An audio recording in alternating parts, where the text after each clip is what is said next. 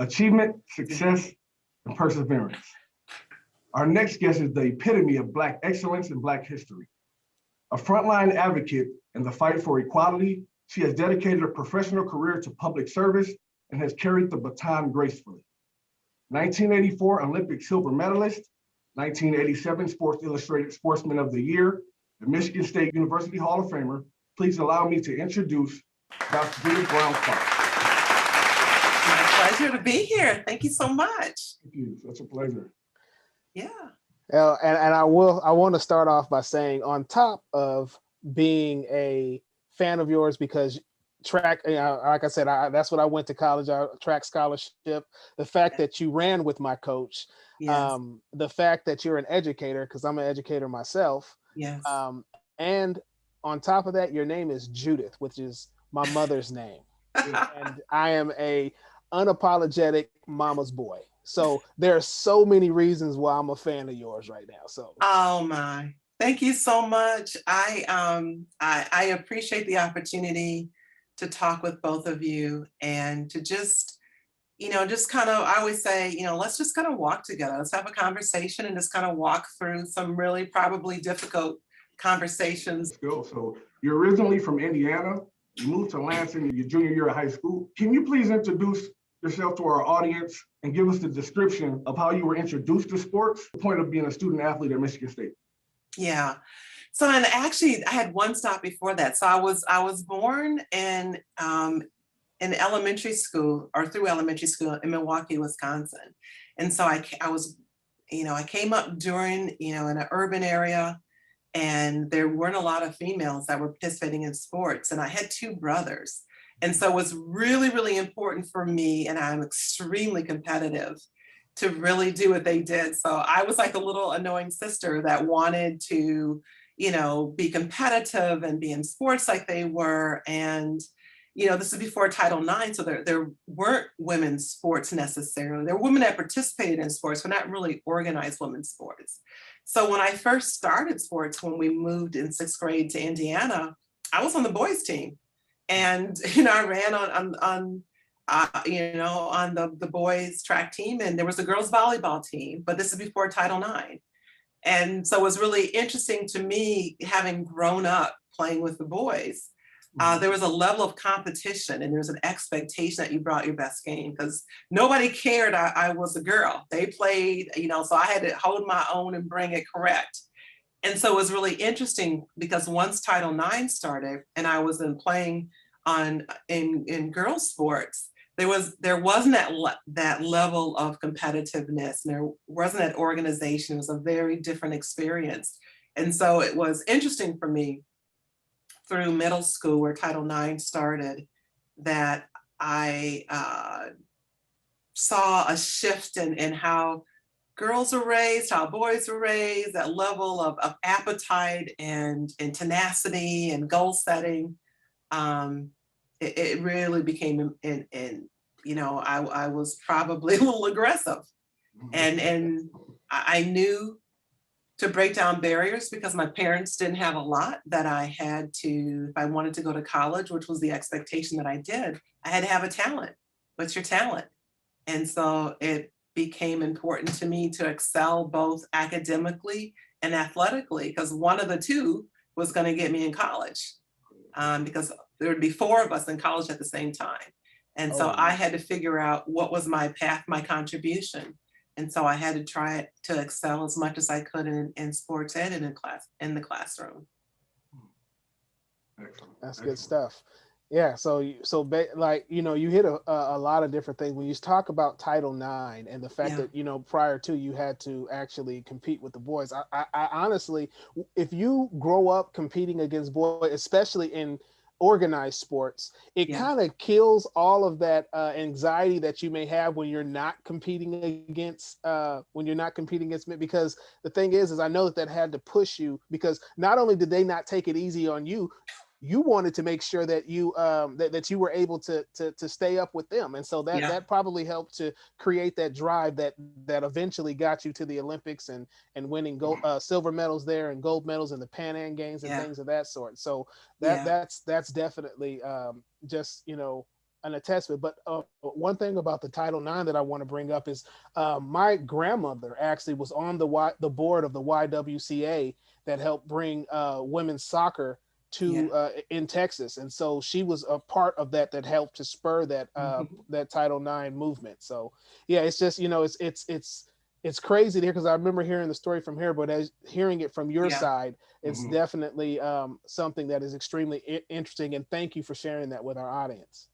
Well, and growing up, you know, coming up urban, you know, we didn't have very many avenues to success. You know, our avenues to success really came through sport, because, you know, your ability to be recognized. So your ability to get a scholarship means that you were recognized. If you were in certain schools, those schools were not necessarily pipeline schools for universities or colleges. And your ability to be noticed typically would fall under a performance. So whether it was a talent in singing or dancing, or if it was in sports, that's how you got recognized. And so, you know, I saw it through the boys. And so it was like, you know, oh, there's going to be, you know, oh my, there's recruiters, you know, and that's a big deal. Like if you're playing any kind of club sport and recruiters came, that was pretty much your avenue on breaking down generational literacy and access for first generation going to higher education. And so it was extreme. So I saw that really early, and that was ingrained in me. It's like, you know, okay, to be noticed, I have to have something that's standing out and outstanding. And I don't know how I'm going to be noticed, because not only am I'm a little, you know, a Black kid, but I'm a girl. And so I don't know how to be noticed.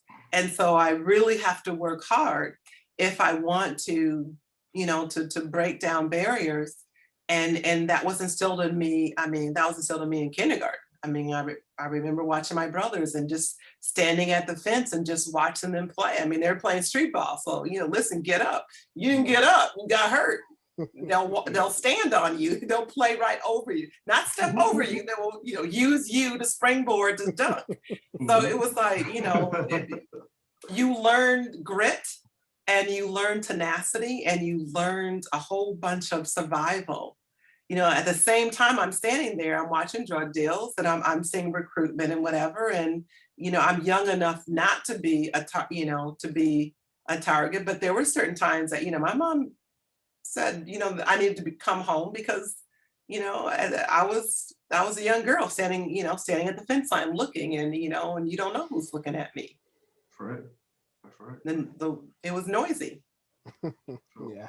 Let's touch on your collegiate experience. Yeah. One that was just as decorated as Jesse Owens. You know, multiple world championships, world records, Big Ten Female Athlete of the Year. Can you walk us through your most memorable moments at Michigan State?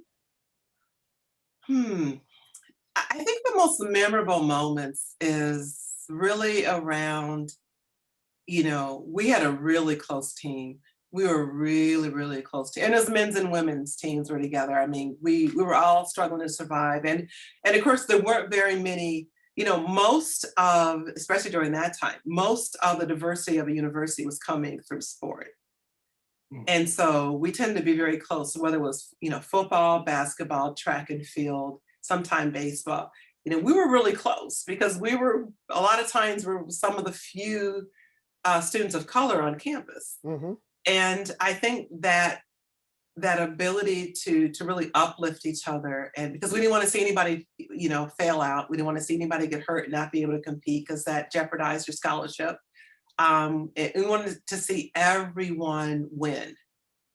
And I remember that distinctly. It didn't matter what your team was. It didn't matter if you were basketball, football, track, swimming. It didn't really matter. If you were a student athlete of color, or even a student of color, it was, you know, how do we, and we saw a network almost, you know, so there were a couple administrators and there was a network. If you needed financial aid, you knew who to go to. If you needed something related to,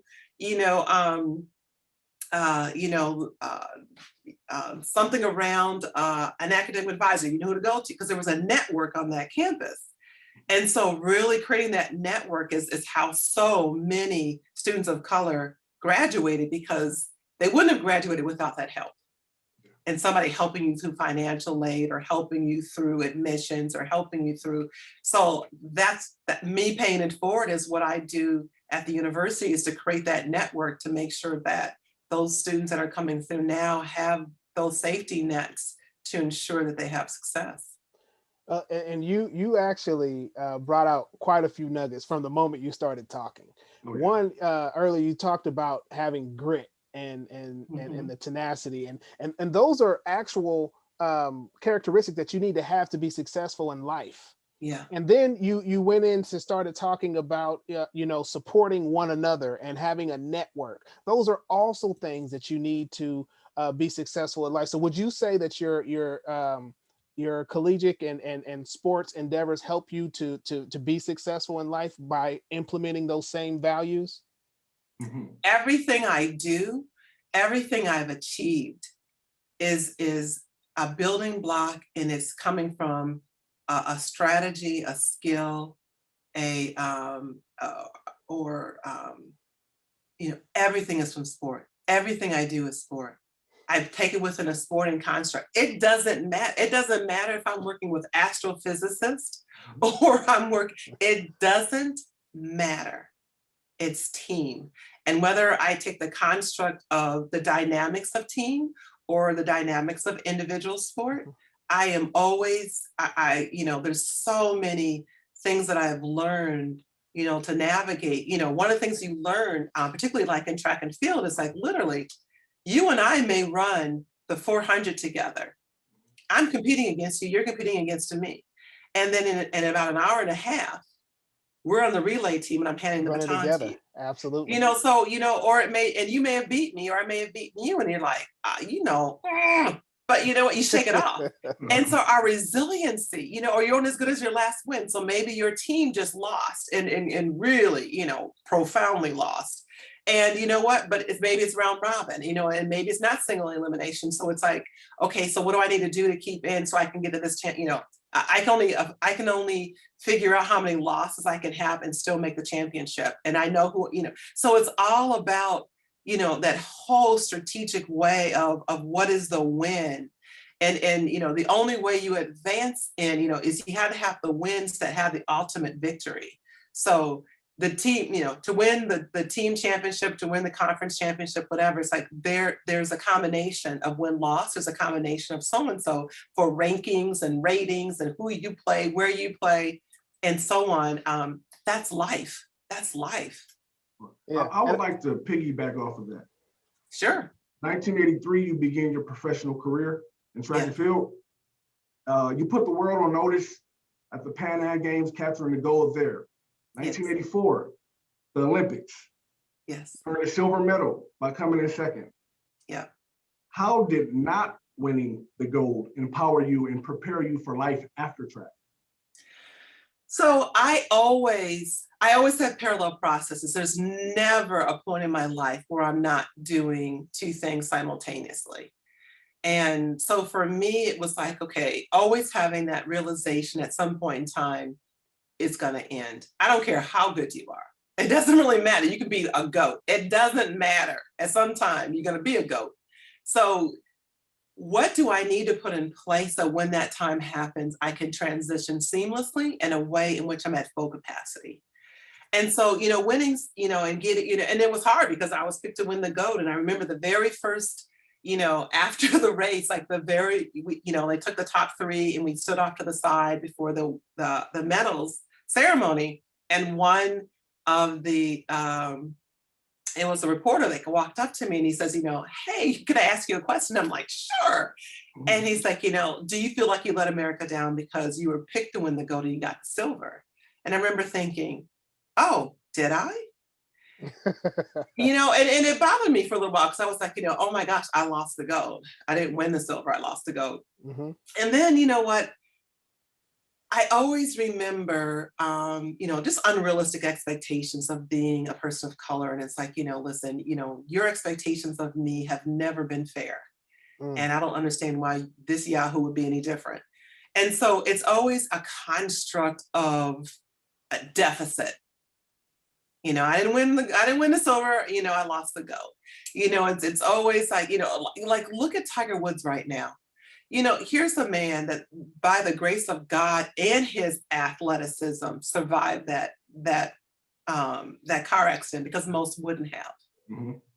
Now, what's the first thing people are asking? They're asking, well, will he play again? Will he play again? Right. You have dehumanized him. Mm-hmm. Right. Because on any other, you're like, oh my goodness, the fact this man has the ability to even walk normal, let alone perform. Or play with his children again. Right, exactly. All the things, it's like, you don't know. And you don't know what the effects will be on his back and this number of surgeries and what, because those are things that happen because, when you have swelling on your spinal cord, it takes a while sometimes for things to manifest. You don't know what happened when that airbag hit his, or anything that would have happened during that rollover that may have, compromised his spine.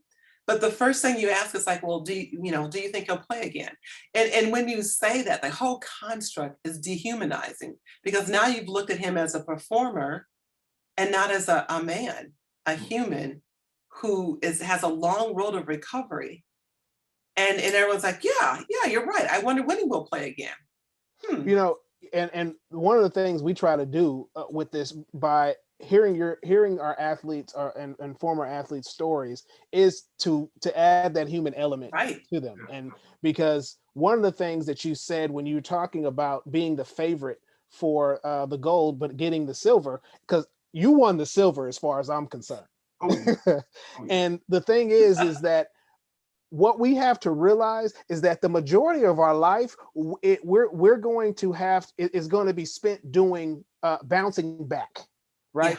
Yeah. You didn't win the gold. Okay, well, I won the silver, because the thing is that means that there was only one person in the world that was better than you I don't know about you, but anything that you do, if you're the second best, you're probably pretty successful, especially as something when on a world stage. And so, but the thing is you hit it right on the knob. We have a bad tendency of dehumanizing athletes, dehumanizing, honestly, I'd even say celebrities, because of course, any type of celebrity can do something that a regular person does every single day, and all of a sudden there's this big huge issue. And so, but what you said about Tiger Woods, that was absolutely, because my thing as a father, I'm thinking, man, I'm glad he makes, at least his kids don't have to go without their debt. And everybody's talking about, will he play again? The man has enough in his career for 3 careers. And so thank you for bringing that out, because that definitely happens with athletes. And we dehumanize athletes of color because we do not have the same level of description and words when we talk about our counterparts. So when we look at, if an athlete of color gets in trouble, it's fully steeped in criminality. When a white athlete gets in trouble, it's steeped in a cry for help. Oh, really? What? What exactly? So someone that is in a level of crises, and you now reframe the construct that it's criminal behavior because somebody's self-medicating. Well, self-medicating, well, first of all, you gave them the drug, the rehabilitation, and you never gave them a way out of it. But, because somebody's using, pain medication, because, it's not easy to get up every day and to compete, and definitely not in a full context for it. But, who needs rehab? Who needs a jail sentence? We criminalize and we vilify our athletes in a way in which, oh, whoa, hold on, stand down. That's, no, I have a problem with that. Well, and one of the things that makes me think of, and then, I'll turn it back over to you, Coach. What she said on that addiction and disease thing. Yeah, we'll come right back to that, but I don't want to leave the topic of dehumanizing and especially Black athletes, because I'd probably say the biggest athlete in the world right now is LeBron James. Yeah. And the one thing that you hear about LeBron James all the time is that he doesn't get in trouble. Well, is he supposed to? That he's clean. Well, isn't he supposed to? Right. Because you don't say that about Tom Brady. You say, Tom Brady, he's never been in jail, or you know what I'm saying? I mean, those particular things they get said about, like, so now it's something that should be, don't get me wrong. I understand. I'm proud of LeBron James because he's such, but the thing is that it's almost like, well, we've gotten to the point where if we don't get in trouble, that's just like, oh yeah, he doesn't get in trouble. That's a success in itself. Yeah, and it's crazy. I can understand if they looked at athletes as a whole that way, but more and more you definitely see that looked at as something when it's a Black athlete as opposed to a white athlete. Absolutely. Yes, definitely. I was just trying to add to what you were saying with addiction, and once it became a white America issue, then it became a disease or a sickness. Just different ways of painting different things, to try to keep the prestige and the image up. So I definitely understand that. Now, following your career in track and field, you came back to Lansing as the head coach of the Spartans track and field team. Yeah. Then comes the Msu Mvp Fund. How did that fund impact students? Well, I think anything that breaks down barriers is going to have a positive, it has the potential for positive consequences. What you have to be cognizant of is, do you have biased distribution processes? Who gets it? When do you get it? How much do you get? And so there really needs to be oversight to ensure that with the qualifications that you are breaking down the right people's barriers. And so this is things that are equitable, not equality. And so sometimes what happens with good intentions is we get so focused on equality that not everybody needs the same thing. That's right. And so, what we need to do is make sure that we have equitable policies on distributions, particularly around funding and any kind of program that breaks down barriers. And so I think that that's just something that really needs to have some intentionality and some focus on, to make sure that it's just not, everybody needs, everybody does need help, but they don't need the same level of help.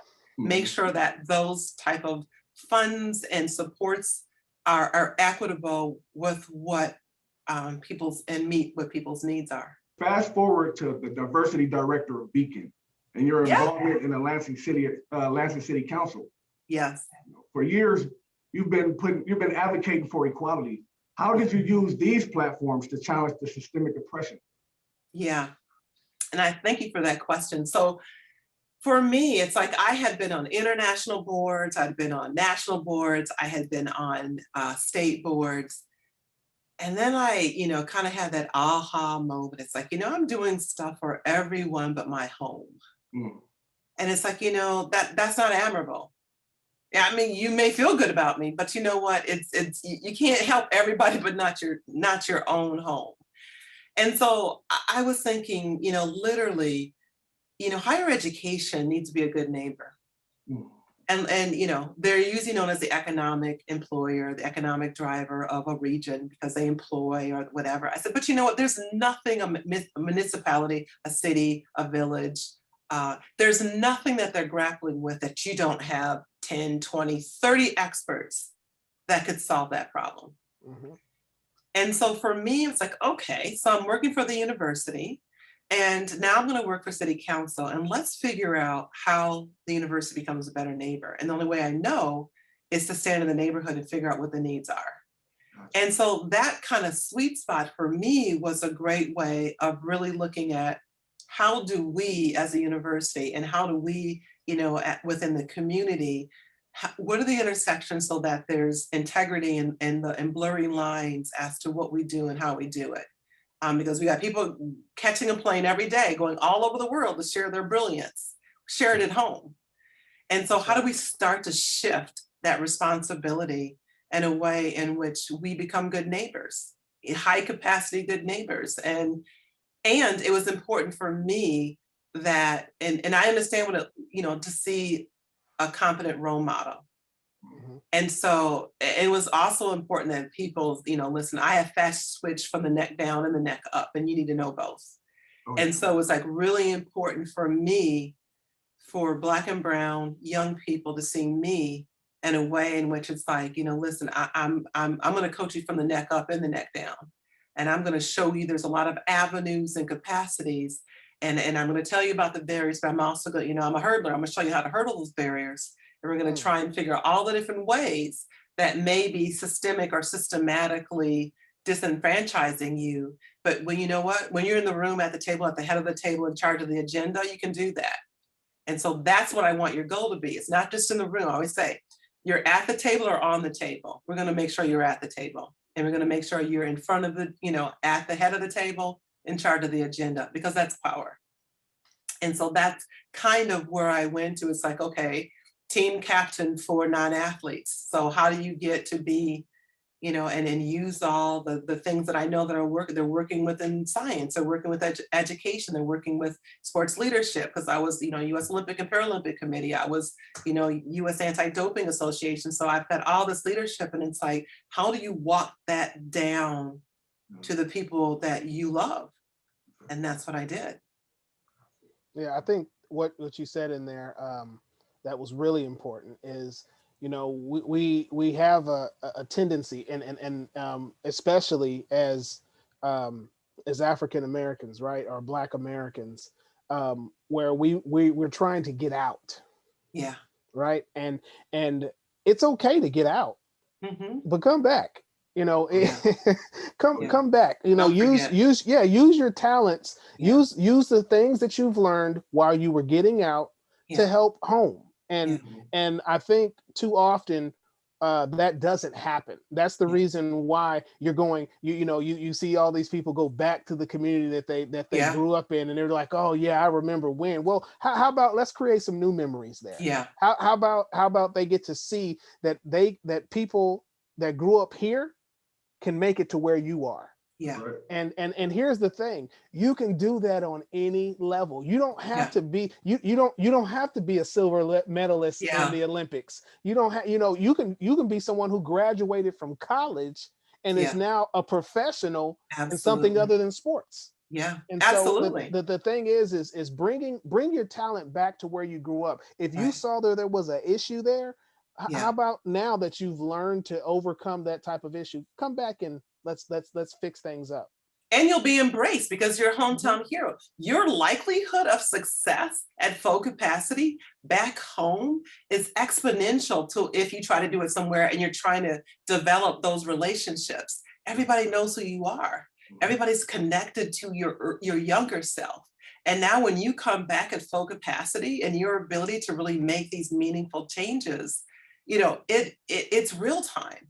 And people want to see you successful. Right. And so banks that probably wouldn't loan to others will loan to you. Getting on boards of corporations and business, they're more likely to have you, because they have a relationship with you, whether it's personal or just by affiliation. They're more likely to embrace you than going through their bias and stereotypes, because oh my goodness, I remember you when you were in middle school and high school. They feel like they're connected to you. Well, leverage that for economic development, for changing the social indicators of health, for breaking down, the outcomes related to K-12 education. Whatever your talent is, you're going to get to the table faster with people that have a relationship with you. That's right. Yeah, I do agree. Now, on the topic of institutional racism, many of the same problems persist today that were relevant decades ago. Yeah. As Chief Diversity Officer at Stony Brook University, please explain your responsibilities and significance of that position. Yeah. So the beauty of this position is you're really at the systemic and institutional level. So it's not just about people, it's just not about processes. It's really creating structure. And it's the sustainability piece, Because if I change a policy, if I change a funding source, if I change the scope of a program, or if I ensure that hiring practices are fair, if I put in place that, there's certain things that are supporting our student population and so on, those are things that aren't person specific. That's what changes the institution. And so for me, it's like, I've been at the pieces where, I work directly with the students, I've worked directly with programs, whatever. But for me to really make a difference, it's great until that person leaves. And then all of a sudden you're like, oh, we used to have this really great program, or, oh, so-and-so isn't at, admissions anymore. And so now we don't have an ally over there. It's like, no, it has to be in the rules, the protocols, procedures, regulations, whether it's, interagency agreements, memorandums of understanding, it's like it is codified in a way that everybody has to comply. That's how you change, because it doesn't really matter. If I got struck by lightning, you still follow that policy, because that policy is power. Mm-hmm. And so that is where I am right now. Is like I get to do the sustainability piece by making sure that the rules and all the things of the structure of the enterprise and organization are fair and equitable. Oh, understood. And I know people are waiting for me. Yeah, that's impressive. Very much so. Definitely a lot of responsibility. Yeah. I have a question. As being in position that I was the only Black man, African-American, should I say, in positions many different times, during my professional career. Yeah. Being able to notice and recognize institutional racism, it really didn't, I really didn't recognize it at first. What are some signs of institutional racism for those that may have not experienced it, or think that it's what the reasoning was for what was written down or what was told to them? Yeah, so I do a lot of trainings, and I usually start, like, people say, oh, the system's broken. And it's like, there's no such thing as a broken system. That system was put in place by design. Anything that's put in place was put in place by humans. So that system, those rules, whatever, it's like it was put in place within the construct of making sure that it well served the privilege or whoever the scriber was. Mm-hmm. And so you don't know what you don't know. And so the reason that you didn't notice certain things, because, well, that's just the rules. And you're like, yeah, but you know how those rules don't necessarily, well, but you got to have rules. You have to, that's what everybody, you have to have policy. You have to have some sense of order. You're like, nice try. So let's look at where the unintended consequences. And the only way you know that is you have to be curious enough and have the intentionality to ask.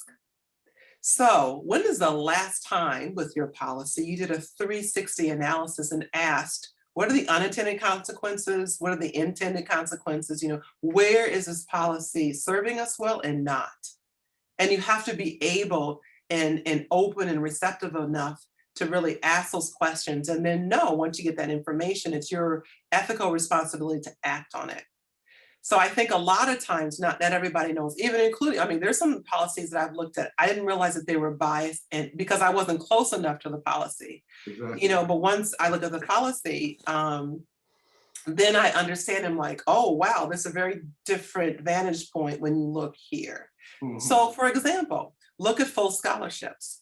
Mm-hmm. So you think, oh my goodness, you got a full scholarship, have a seat and be quiet. It's like, oh, it's paying for your school, it's paying for your books, your fees and whatever. And it's like, maybe I wanted to buy deodorant, maybe I wanted to buy some soap or pizza, no, it paid for the minimum, but it doesn't pay for discretionary dollars, which are quality of life things that I need. Mm-hmm. And so even though this is paid for, I'm still not at a level playing field because I can't meet my basic need. I've met my basic needs, but even things like I want to buy, maybe I want to buy some more sweatpants. Well, sweatpants right now cost $80. Where am I going to get them?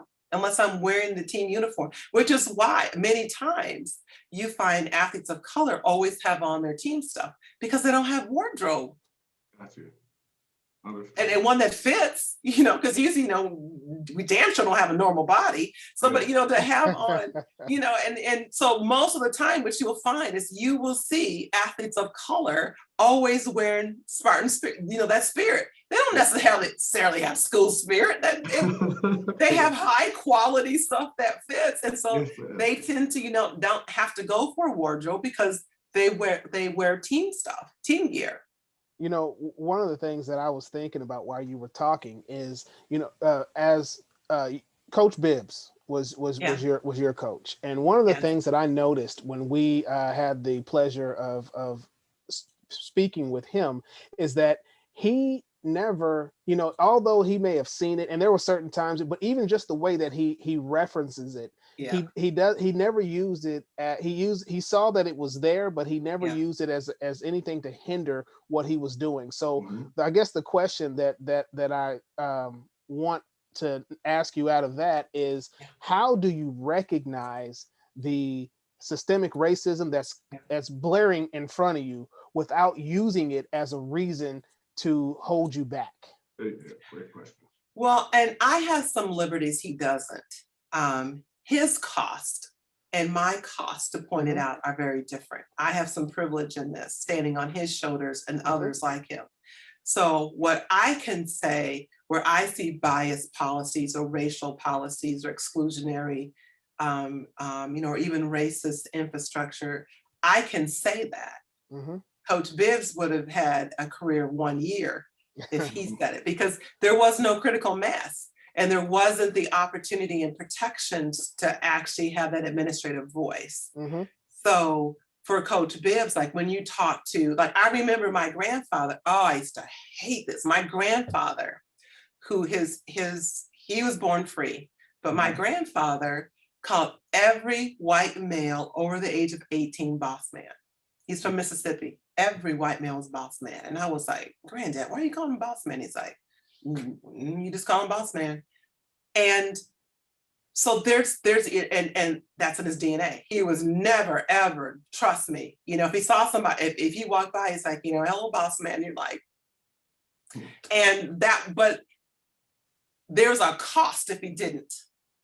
And his cost was life and death, because he was back during hangings. I mean, so his cost was in his DNA.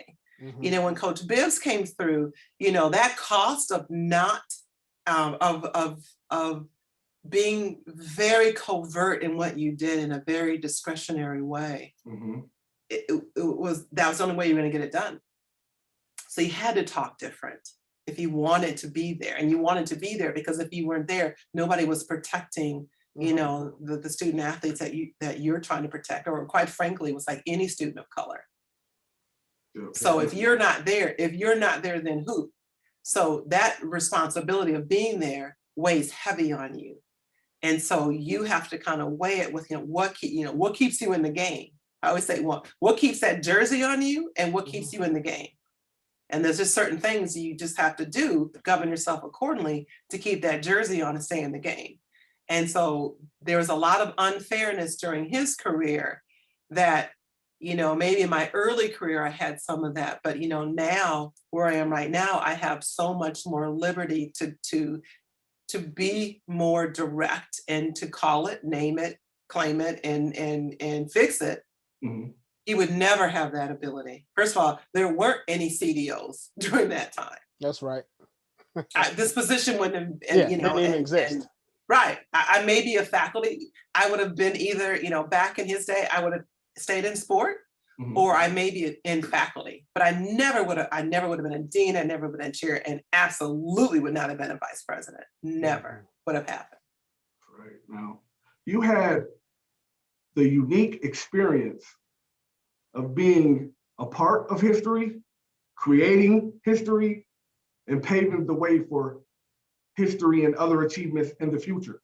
Yeah. What advice would you have for the next Dr. Judith Brown-Clarke? Yeah, we all stand there. I think one of the things that in this moment where we're really hearing our history, really hearing our history, and for young people, which you two are to me, but for young people, there's an anger. It's a palatable anger that I'm navigating with, like definitely high schoolers and collegiate age, because the entire curriculum is around white privilege. And it's like your truth and, who was the inventor, who actually should have had the patent, That's right. Who actually wrote something, civilizations were not, well before Christ. And so when we start looking at, listen, these are civilizations that are well over, 2, 3, 4,000 years ago. And you're like, well, wait a minute.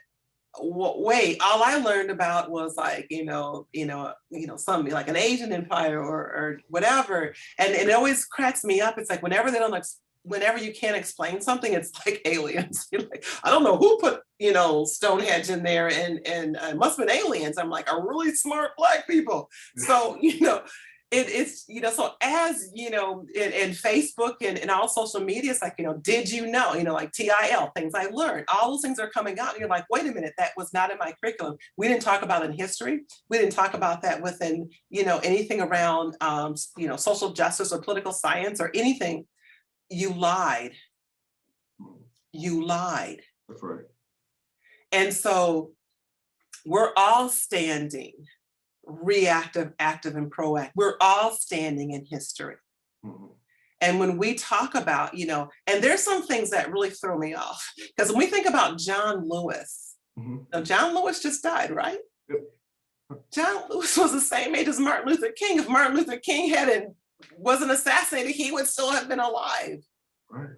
And we think about it, he has, he is some, he's almost not even a person anymore. It's like, it's kind of like Michael Jordan. It's like the Jordan, like some people don't even know Michael Jordan is Jordans of Nike. Like, what, you mean the Jordan brand? You're like, that Michael Jordan is Jordan, right? Yeah. But it's we, in our life, literally, I'm right before I was in civil rights. I was born in 1961. Good genes, the same. Good genes and good self-care.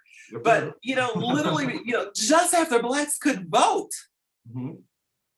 That's my life. We're not talking about my grandfather's great-grand. No, we're talking about real time. So history is not some long tale. It is, literally, the two of you are 4 generations from slave. That's right. I'm 3 generations from slave. Mm-hmm. And we talk about, everybody kind of thinks of slavery as when the ships are coming. And at some point in time, the ships were not coming in, because there are enough slaves, intercontinental that and we're having babies, whatever. So the inventory was high. Yeah. We were the economic driver of North America. And quite frankly, throughout, South America and through the islands. And so when we think about, when did slavery end? It wasn't necessarily Juneteenth, but that's a nice day. But when you really think about, listen, slavery was human trafficking, that's right. Of which we still have today. Right.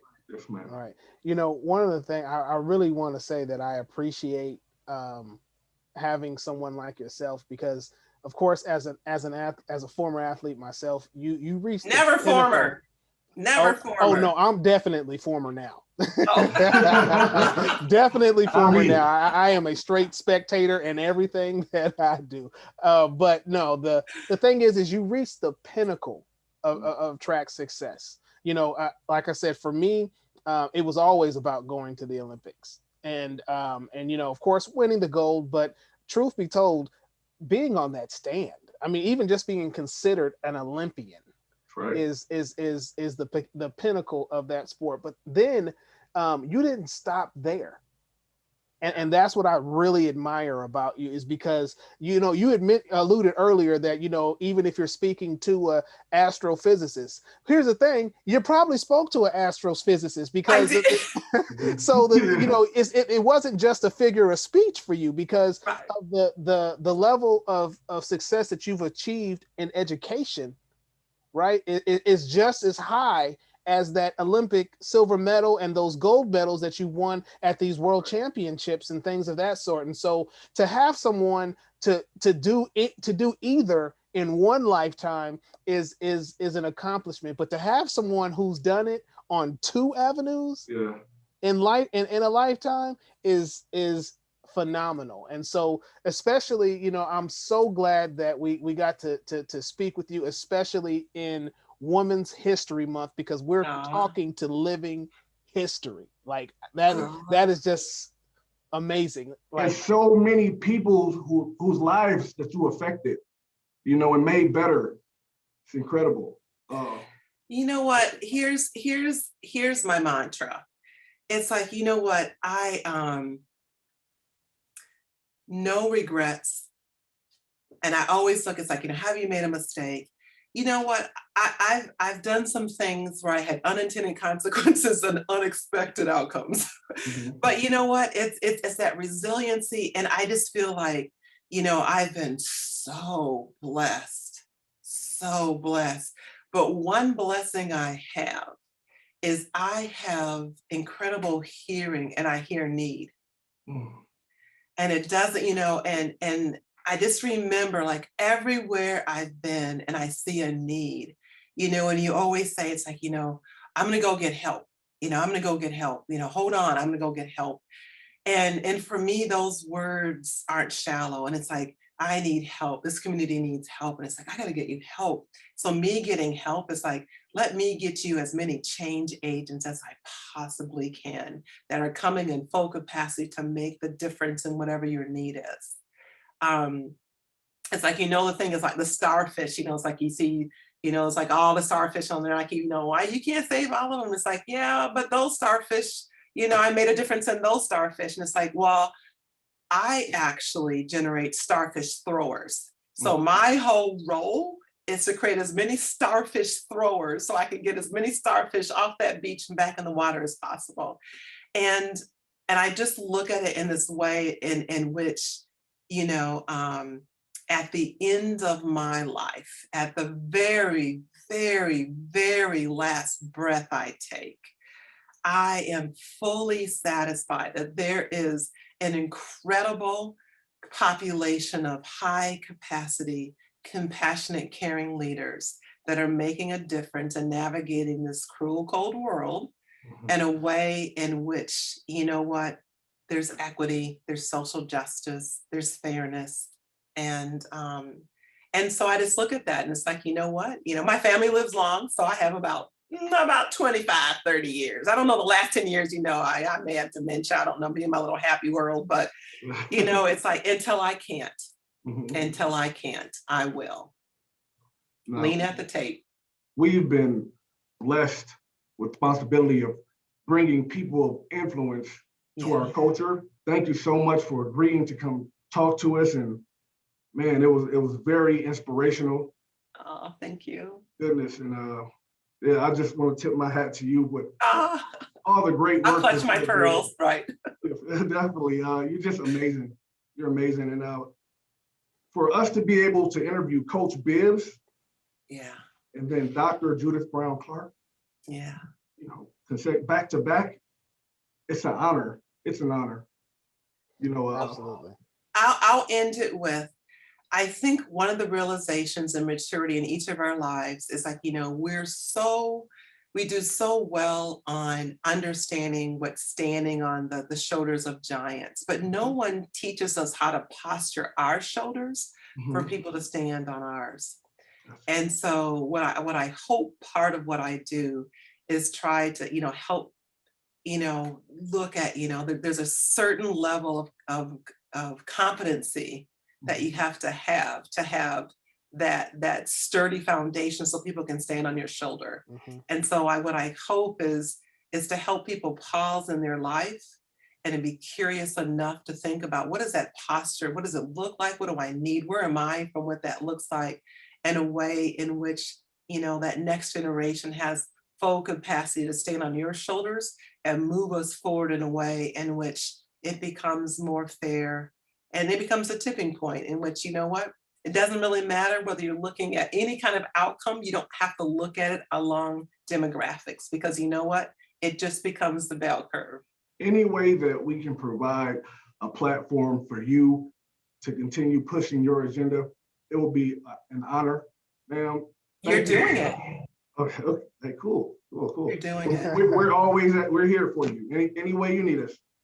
Thank you Yes. so much for coming on today. I Yes, really appreciate it. and welcome to the family. Oh my goodness. It's the I'm first Aunt lady of the Judy, family. right? Yeah.